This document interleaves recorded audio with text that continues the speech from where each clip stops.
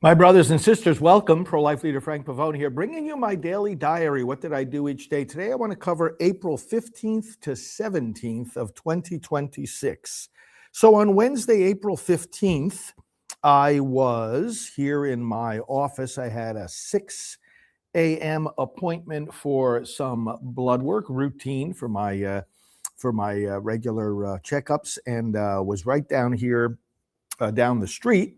So I went to the Quest place, had the blood work done, came back, got right to my desk, working on various things, such as the Missionaries of the Gospel of Life, our pro-life spirituality training program, our media database. We're upgrading and improving our ability to communicate with media. Always have to be improving that, stay on top of those contacts. Communication with the Department of Health and Human Services, passwords, upgrades, talking about with the staff, election meetings, meetings in regard to planning upcoming trips, and meetings in regard to the project we're doing with the Washington Times for pro-life leaders. Various other paperwork that I had to do at my desk, and connecting with staff, of course, who have our usual morning briefing, and then individual meetings. And then at 10 a.m. was here for the Scripture live broadcast. And then at 11:15, I had another national interview here live. So I connected into the studio that was having me and did that interview. Then at 11:45, had a meeting with our executive director and our resource manager, promoting various products, of course, for the pro-life cause. Some lunch, and then work at my desk with various projects. Met with one of our video team.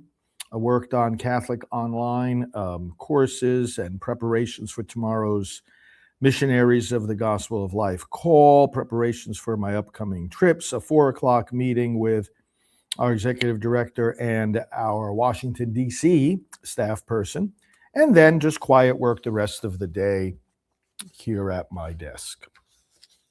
Thursday the 16th started out with various work at my desk in regard to communication with the wall builders, developing scripture themes for the daily reflections, communication with one of our bishop advisors, preparation of opinion pieces, working on the project with the Washington Times, and communication to the pro-life leaders about that project.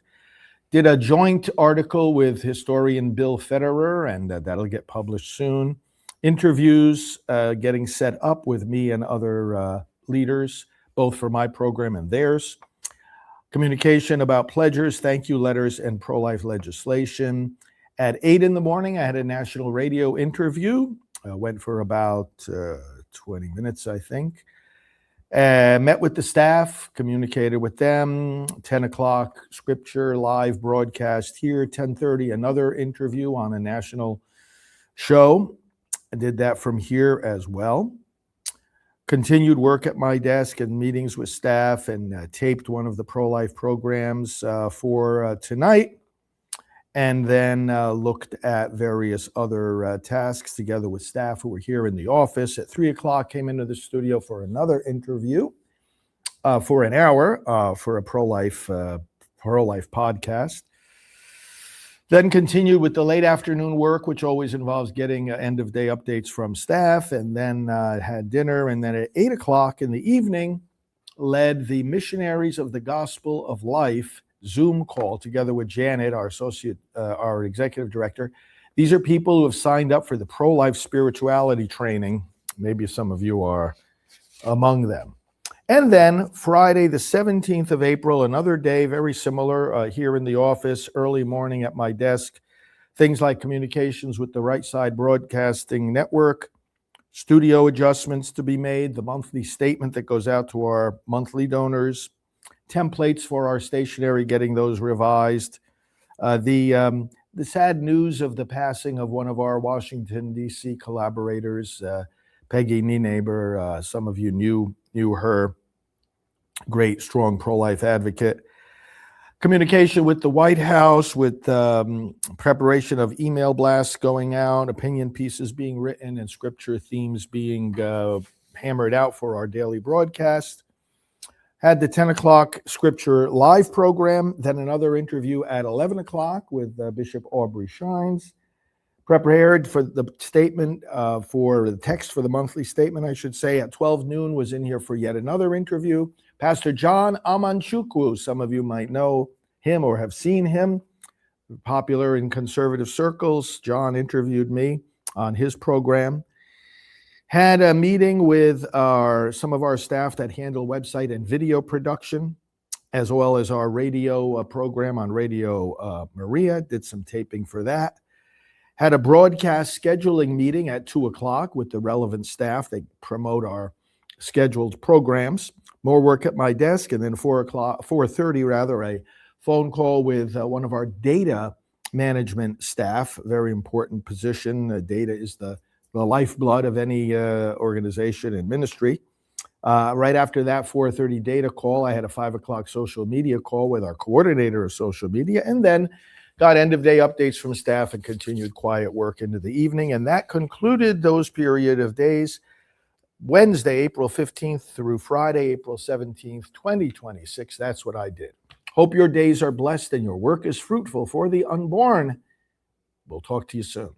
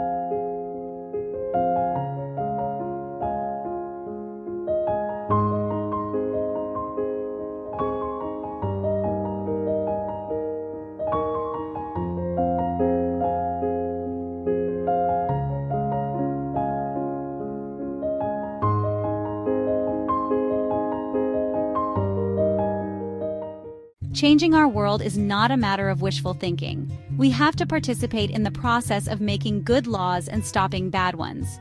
Your voice is needed. At stopabortionnow.org, you can sign up for email alerts that will call you to action when your lawmakers need to be urged to protect the unborn. These alerts make it easy. You will have the number to call and the message to convey. Progress cannot happen without you.